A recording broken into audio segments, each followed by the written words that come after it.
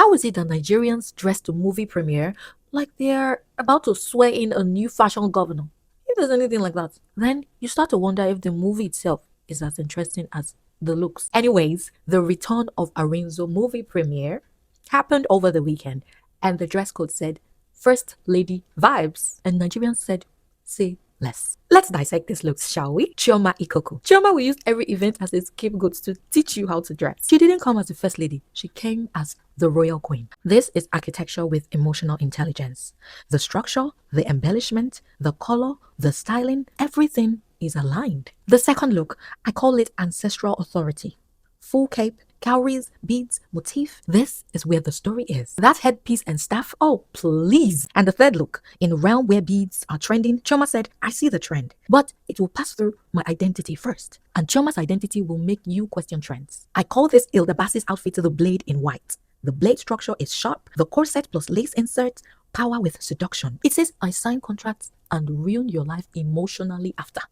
The pants, very clean. All I can say is this outfit can cut bad vibes, cut unnecessary men, and generational corsets. Priscilla's off-shouldered, structured corset gown, clean, sculpted, intentional. The hat, it's status. There's something very subtle happening here that most people won't catch. Priscilla has a naturally low waistline. When she wears outfits that sit exactly on her natural waist, like this one, it visually elongates her torso and slightly shortens her legs. Also, a simple pearl or something softer would have kept everything in the same conversation. And our president said he will never be overshadowed. Juma wearing the long coat plus open chest shirt. It's giving I own companies you have never heard of. The striped trousers, vintage influence. The beaded fringe at the cuff, what I call intentional styling. This look is rich, culturally rich, visually rich, financially rich, but everything here is screaming. The gele is loud, the neck piece is loud, the fabric is rich and loud, the gold clutch is also loud, the shoulder loops experimental and loud. So what happens? The eyes don't rest. And that is the problem. Yabo Ojo. This is when the fabric is the star. A lot of designers see rich fabric and still say, let's add stones, just in case. This one said, no, the fabric will speak, and it spoke fluently. The side drape, beautiful. The fit on her body, clean. This is controlled elegance. And her second look, she said, if you are going to do beads, do it like this. The color story, instead of too many competing tones, everything sits within that warm, earthy, skin blending palette. So the dress doesn't fight her. It melts into her. I call this look the architecture with discipline. That shade, somewhere between plum, wine, royal purple, and whatever it is, it's speaking wealth fluently. That bottom structure. What is going on there? What exactly is going on there? See, let me tell you guys something. There is a thin line between this is insane in a very good way and this is too much. But this look, it stopped at the perfect point. Nothing feels accidental. Everything feels placed. Let's talk Kiki, shall we? I call this look the old money presidency. That soft blush pink, it's giving elegance, femininity, quiet authority. Let me be sincere, there is a lot going on with this look. The hat, the lace sleeves, the corset, the structured drape, the volume at the side, the texture in the fabric. But it doesn't feel chaotic. Why? Because everything is speaking the same language. Eniola Badmos. This is quiet and deadly.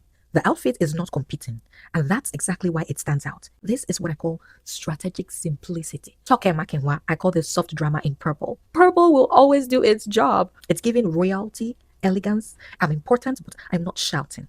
The silk drape on the arms, this is what elevates it. Not the loudest, but definitely worth looking at. This is not your regular boss lady look. This is I don't just run things, I understand things. The pink striped suit, the skirt instead of pants, shoulder structure, the tie, glasses plus clutch combo. This is elite. Osas Igodaro. I call this the soft power dress. The color, the rich magenta fuchsia.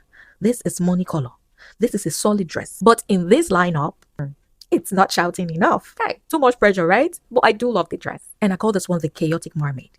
This outfit is creative, bold, culturally rich, but it lacks a clear hierarchy. Your eye is confused between the multicolor chest panel, the beaded hip side, the dramatic shoulder, the layered hem. That's like 4 main characters in a movie. Toyin Abraham. I call this emotional luxury. This deep royal violet is doing spiritual work. The structure is clean. The look is not trying to win attention. It's commanding it quietly. I call this one precision luxury. Black hair is not just color. It's a background, a silence, a stage. It absorbs everything so your eye is not stressed. And the designer said, you will look here and only here. That exaggerated pearl structure. Nothing else is competing, not the waist, not the hem, not the fabric, just pearls. Main character. The pearl structure is so strong, it slightly overpowers the neckline and face balance from some angles. But honestly, that is couture behavior.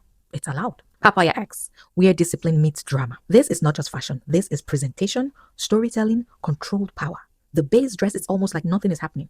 So that when the cape enters, boom, oh my gosh, that embroidery, it looks hand placed, it feels intentional, it's not scattered randomly, it grows upward.